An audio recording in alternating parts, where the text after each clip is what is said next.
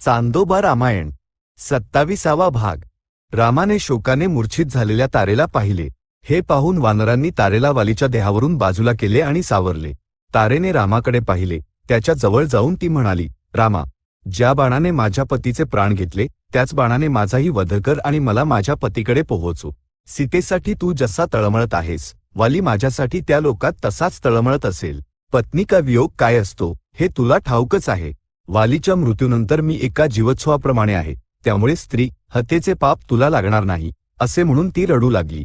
रामाने तारा आणि सुग्रीवाचे योग्य शब्दांत सांत्वन केले। लक्ष्मणाने सुग्रीवाला अंत्यसंस्काराचे कार्य पाहण्याची सूचना दिली। तार किष्किंधेला जाऊन वालीला नेण्यासाठी एक पालखी घेऊन आला। सुग्रीव आणि अंगदाने वालीला उचलून पालखीत निजवले। शक्तिशाली वानर पालखी घेऊन चालू लागले। त्यांच्या मागे किष्किंधा नगरीतील स्त्रिया विलाप करत चालल्या होत्या। नदीकाठी वाळूच्या जागी वालीसाठी चिता रचली गेली। अंगदाने शास्त्रोक्त विधीनुसार चितेला अग्नी दिला। त्यानंतर वानरांनी वालीला जलतर्पण दिले। अंत्यविधी पूर्ण होताच सुग्रीव ओल्या वस्त्रांनीशी आपल्या मंत्र्यांचा रामाकडे आला। तेव्हा हनुमान रामाला म्हणाला, तुमच्या कृपेने सुग्रीवाला वानर राज्य प्राप्त झाले आहे। आता त्याने राज्याचा भार सांभाळला पाहिजे, त्यामुळे आपण येऊन त्याचा विधिवत राज्याभिषेक करावा।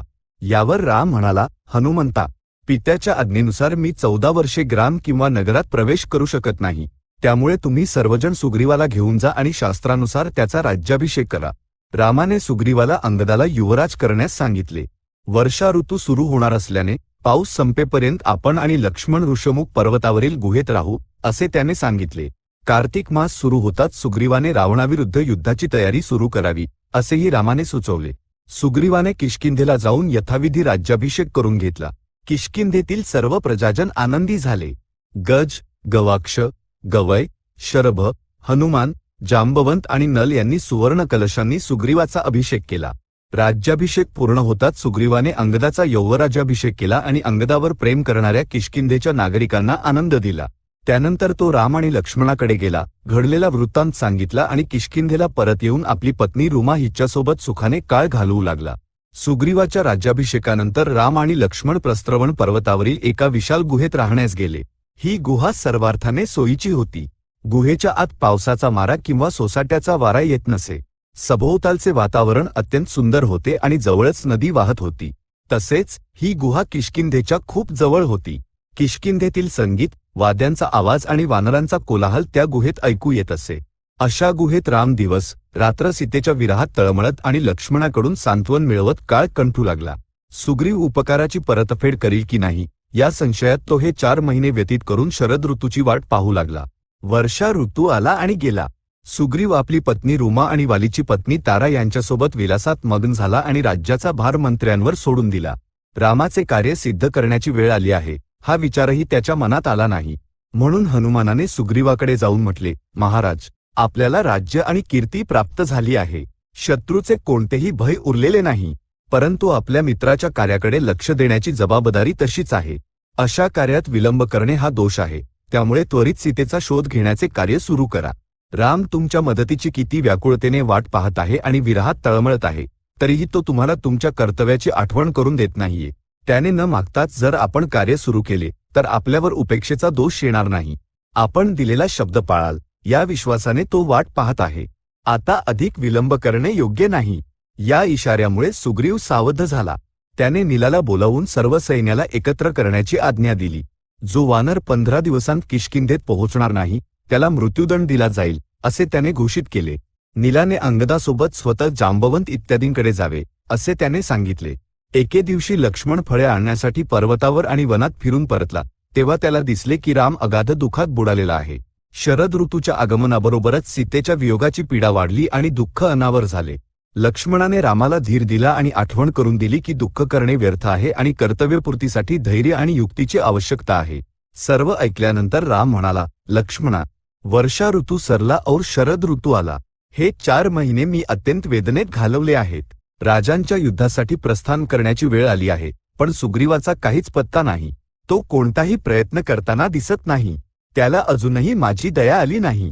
राम असहाय आहे, राज्यावरून भ्रष्ट झाला आहे, वनात भटकत आहे आणि रावणाने पत्नीचे हरण केल्यामुळे दीन होऊन आपल्या आश्रयाला आला आहे। असा विचार करून सुग्रीव बहुधा माझा अनादर करत आहे, अथवा स्वतःचे कार्य सिद्ध झाल्यामुळे तो दिलेला शब्द विसरला आहे। तू किष्किंधेला जा आणि मी सांगितल्याप्रमाणे त्याला सांग. दिलेला शब्द न पाळणारा पुरुष अधम असतो. केलेल्या उपकाराची परतफेड न करणाऱ्याच्या शवाला कावळे आणि गिधाडेही शिवत नाहीत. कदाचित त्याला माझ्या बाणांचा आवाज पुन्हा ऐकायचा आहे. या सुग्रीवाशी मैत्री करण्यासाठीच का मी वालीचा वध केला? वालीला तर मी एकट्याला मारले होते, पण या सुग्रीवाला मी त्याच्या सोयऱ्या धैर्यांसह मारू शकतो. त्यामुळे तू सुग्रीवाकडे जा आणि जे सांगायला हवे ते सांग. लक्ष्मणालाही सुग्रीवाचा प्रचंड राग आला. तो रामाला म्हणाला, तुमच्याच कृपेने त्याला राज्य आणि पत्नी मिळाली. याचा विचार न करता तो सुग्रीव मद्य आणि स्त्रियांच्या मोहात पडला आहे. अशा माणसाला राजा राहण्याचा अधिकार नाही. माझा क्रोध अनावर होत आहे. मी आता जाऊन त्याला वालीकडे धाडतो. सीतेच्या शोधासाठी अंगद आणि वानरवीर समर्थ आहेत, असे म्हणून तो बाण घेऊन निघाला. रामाने लक्ष्मणाला शांतपणे म्हटले, लक्ष्मणा, घाई करू नकोस. मित्राचा वध करून अकारण पापाचा धनी होऊ नकोस. निश्चित केलेल्या वेळी न येण्याव्यतिरिक्त सुग्रीवाने दुसरा कोणता मोठा अपराध केला आहे? तू जाऊन त्याच्याशी मृदू भाषेतच बोल, असे सांगून त्याला निरोप दिला. लक्ष्मण किष्किंधेला पोहोचून सुग्रीवाच्या राजवाड्याकडे निघाला. क्रोधात आणि वेगाने येणाऱ्या लक्ष्मणाला पाहून काही वानरवीरांना वाटले की कोणीतरी शत्रू आला आहे आणि त्यांनी त्याच्यावर प्रहार करण्यासाठी झाडे उपटली. हे पाहून लक्ष्मणाने त्यांच्याकडे कोपिष्ट नजरेने पाहिले. त्यामुळे ते घाबरून दूर पळाले. काहींनी सुग्रीवाच्या महालात जाऊन सांगितले की लक्ष्मण येत आहे, परंतु तारेसोबत विलासात मग्न असलेल्या सुग्रीवाचे त्याकडे लक्ष गेले नाही. या दरम्यान सुग्रीवाच्या मंत्र्यांनी काही वानरांना हे पाहण्यासाठी पाठवले की लक्ष्मण खरोखर येत आहे का. त्यांच्यासोबत आलेल्या अंगदाला पाहून लक्ष्मण म्हणाला, मी आलो आहे हे सुग्रीवाला सांग. तो माझ्याशी बोलेल की नाही हे जाणून त्वरित परत ये. अंगदाने सुग्रीवाकडे जाऊन त्याला आणि आपल्या मातेला प्रणाम केला आणि लक्ष्मण जे म्हणाला होता ते सांगितले. परंतु सुग्रीव मद्याच्या मदामुळे सुन्न असल्याने त्याला काहीच ऐकू आले नाही. तरीही लक्ष्मणाचे रौद्ररूप पाहून वानरांनी जो कोलाहल केला त्याने सुग्रीवाचा मत थोडा उतरला. अंगद बाहेर जाऊन पणस आणि प्रभाव या मंत्र्यांचा सुग्रीवाकडे परतला तेव्हा तो थोडा शुद्धीवर होता. त्यांनी सुग्रीवाला सांगितले की लक्ष्मण बोलायला आला आहे. लक्ष्मण नुसता आला नसून धनुष्यबाण घेऊन आला आहे आणि अत्यंत क्रोधात आहे हे सुग्रीवाला समजले. सुग्रीव मंत्र्यांना म्हणाला, मी तर कोणताही अपराध केलेला नाही. लक्ष्मणाला राग का आला असावा? माझ्या शत्रूंनी त्याचे कान भरले असावेत.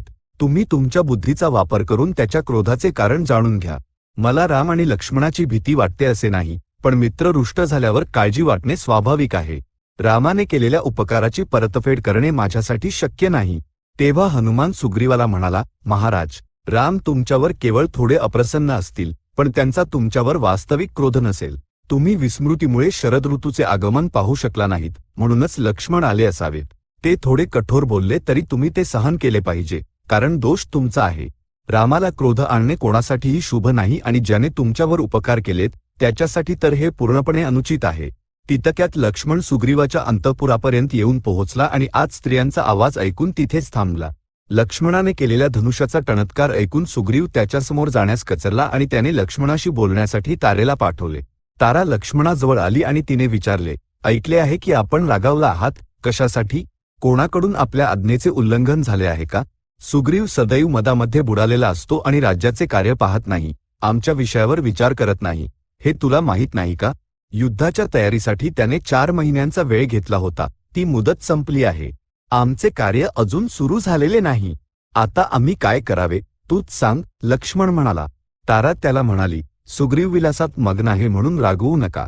तो तुमचे कार्य विसरलेला नाही. त्याने आधीच वानरांना तुमच्या कार्यासाठी सावध केले आहे. विविध पर्वतांवरून वानर लाखो कोटींच्या संख्येने येऊन एकत्र झाले आहेत, असे म्हणून ती त्याला आपल्यासोबत अंतःपुरात घेऊन गेली. परंतु जेव्हा लक्ष्मण आत पोहोचला त्याने पाहिले की सुग्रीव मदामुळे लाल झालेल्या डोळ्यांनी अनेक स्त्रियांच्या मध्ये बसला आहे. लक्ष्मण त्याला पाहून क्रोधाने जळू लागला. त्याने सुग्रीवाकडे पाहिले आणि म्हटले, जो आपल्या उपकारी मित्राला दिलेले वचन खोटे ठरवतो तो परम पापी आणि कृतज्ञ आहे. त्याला कोणीही मारू शकतो. रामाकडून स्वतःचे कार्य पूर्ण करून घेऊनही सीतेचा शोध घेण्याचा प्रयत्न न करणारे तुम्ही कृतज्ञ आहात. वाली ज्या मार्गाने गेला आहे तो मार्ग स्मरणात ठेवा आणि सीतेच्या शोधाची व्यवस्था करा. चांदोबा रामायणाचा 27वा भाग संपन्न. सद्य स्वस्ती.